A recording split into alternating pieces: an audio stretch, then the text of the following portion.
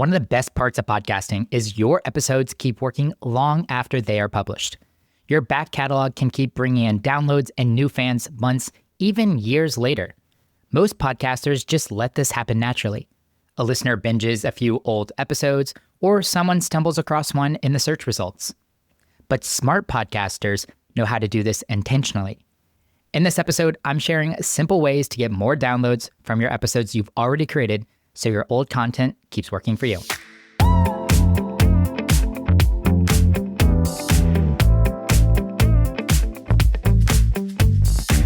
Want even more ways to grow your podcast? I share extra tips and answer listener questions every week in our newsletter. In fact, today's episode about increasing old episode downloads came straight from one of those questions. Sign up at simplepodstudios.com/newsletter or just use the link in the show notes. Okay, so you put a lot of effort into your podcast and every episode takes real time and energy. So today I want to help that effort keep paying off by sharing 7 practical ways to get more downloads from your older episodes. These are strategies that you can start using right away to bring new life into your back catalog. So, all right, let's get started with number 1, which is to make episodes more searchable. I think this is really good practice to go back and review and update older episode titles to make them more keyword rich and clear. Listeners often find podcasts through search, either via searching your actual feed for a specific topic or their preferred listening app itself. So descriptive titles are going to perform better than clever ones. This is a good practice to do at the start of every year, where you go back and you look back on last year's episodes and update those titles. If you've never updated titles, start with your published episodes 6 months ago and then start working backwards from there. What you're looking for is replacing these vague titles with phrases that your ideal listener might actually type. And it's not to say that these vague titles, clever titles, or compelling titles weren't working at that certain time. Titling is really interesting because it's a balance of what the search engine needs to understand what your content is and a compelling enough title to get a listener to press play. And great titles, honestly, can do both of these.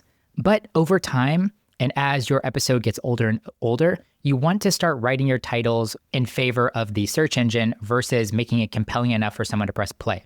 Your older episodes are starting to get buried here, and the search algorithm can help bring these to the forefront. So I'll give you an example. A great title, potentially for a financial advising podcast, could be "The Move That Saved My Clients Thousands." It's very intriguing. You're not exactly sure what it is. It kind of baits me into clicking on it. But there's not a ton of search volume in that episode title itself. So 6 months from now, you might want to update that title to something like "How to Save Thousands on Taxes Using a Donor Advised Fund." Now, all of a sudden, people that are looking to understand donor advised funds or to save money via their taxes, your episode is starting to appear higher in that search. All right, number 2 is to add older episodes to your email sequences. Your email subscribers are already warm leads for your show, and reintroducing them to older episodes gives you another touch point with this potential listener. I think there are a ton of different ideas for how you can incorporate this, but I'll share a few. One that I like to do with most of our clients is to add 1 or 2 of their evergreen episodes, especially those episodes that might share a little bit of their personality or their backstory or answer a commonly asked question that they get. We like to add those episodes to their welcome sequence for new subscribers. So if you've set up a welcome sequence, someone subscribes to your email, and over the course of 2 weeks, they're going to get 5 separate emails. One of those emails can be check out the podcast, and here are 2 good places to start. Or get to know me more. Here's a podcast episode where I shared a little bit of my backstory. Or 3 of the most common questions that I hear from my clients, and a link to you answering each of those questions via a podcast episode. You can take that same concept and apply it to your sales funnels. If you built out funnels for certain products or courses or things like that, your podcast is a great primer and a great way to warm up a potential lead and get closer to making a sale. You can also include older episodes in your ongoing newsletter. You can either link out past episodes whenever there's a current theme or trend or question that is related to that episode, or you could even have a section where you call it Blast from the Past and you share one of your favorite older episodes. One of the creative ideas that I saw one of my clients do was add a podcast episode to his automated email sequence whenever someone books a meeting with him. This is his one-on-one introduction meeting, and he shared out an episode where he talked a little bit about himself and his background and how he helps people. And it's been great driving people to his podcast, allowing people to get to know him before he even has an introduction call with them. So that was number 2. Number 3 is to mention episodes in your speaking engagements.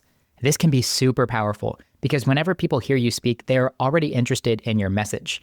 Sharing a related episode gives them an easy next step to interact with you. This has happened to me countless times. I've gone to a conference and I've heard someone speak, and when done right, if they share that they have a podcast, I almost immediately go to their podcast feed, download a couple of episodes for my flight home. Actually, at the most recent Podcast Movement conference, this happened to me too. I saw someone speak on stage. I really loved her messaging and what she was sharing, and I went to her podcast, and now I'm a super fan. Like, her podcast is in my top 10 rotation, and I almost never miss one of her podcast episodes.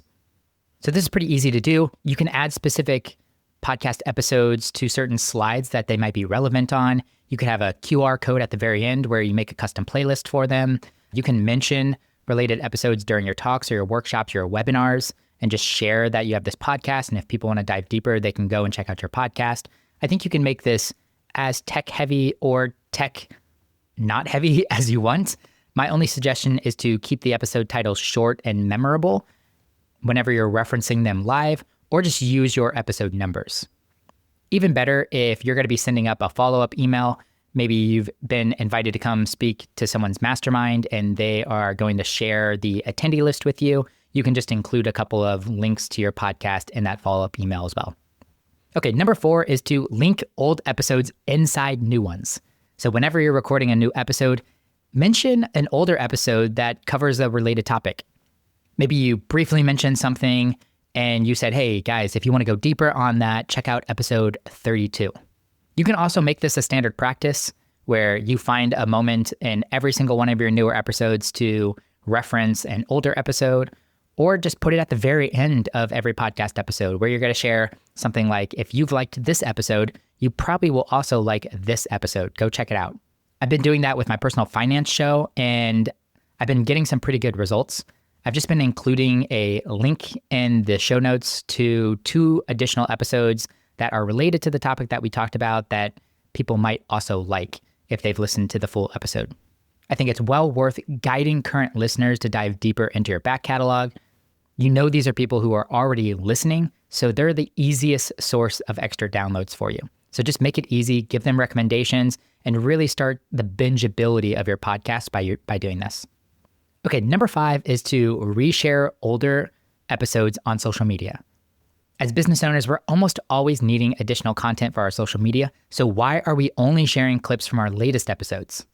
You can recycle content that you've already created a year ago for an older episode and repost it. Or you can simply just promote an older episode, especially whenever it is relevant again. I have one client who reshares their open enrollment episode every single year whenever open enrollment season starts. I think it's a great idea. People are always looking to get educated before they have to make these decisions. And why not resurface a podcast episode where they went deep on open enrollment and choices and guide people to that episode via their social media? And I don't think you're really going to overwhelm people. First, if someone saw a post a year ago, they probably won't remember that they saw that same post. And also, over the course of the last year, you probably gained new followers. Your followers are always changing. So this might be a completely new piece of content for some followers that they're now seeing for the very first time. Also, if you're bi-weekly, from a publishing standpoint, it could be a great opportunity for you on your off weeks to promote an older episode. This kind of balances your posting schedule and allows you to stay relevant on your off weeks, which is great. Number 6 is to ask past guests to reshare their episodes. You've went out of your way, helped a guest promote or amplify their message, and if they were considerate, they probably shared the episode whenever it went live. And if you still have a great relationship with them, it's probably worth asking again. First of all, many of your guests may also need content, just like I was talking about in the last point here.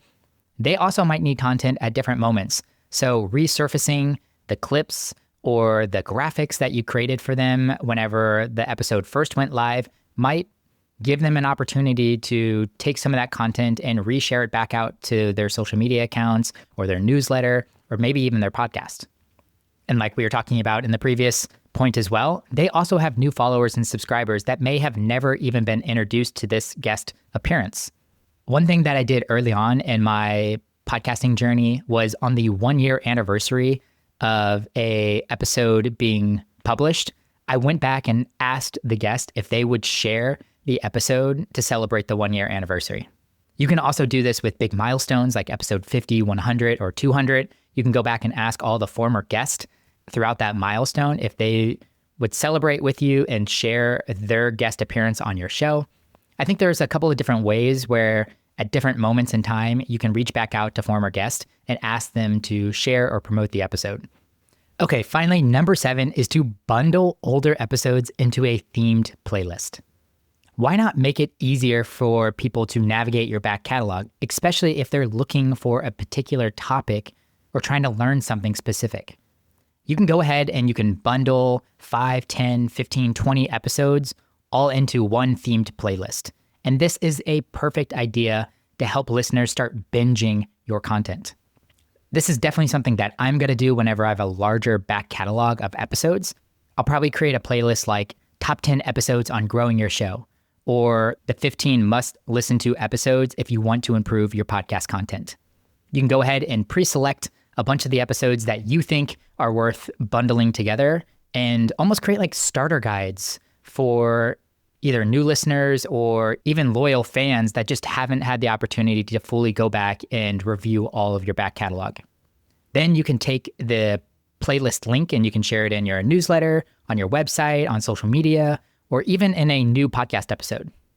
You can even have fun with it and ask a few of your other fellow content creators to contribute to the playlist, and all of you guys can promote the playlist.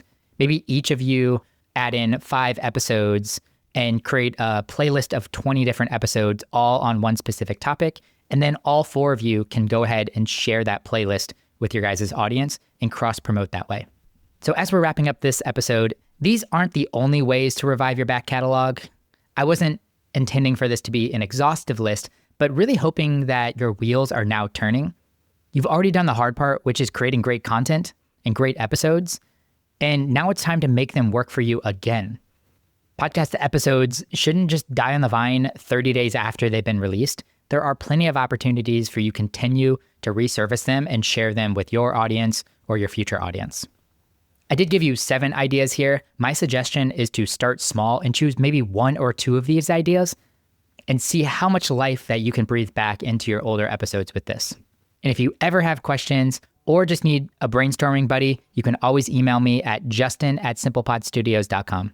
Thanks for listening. I'll see you in the next episode.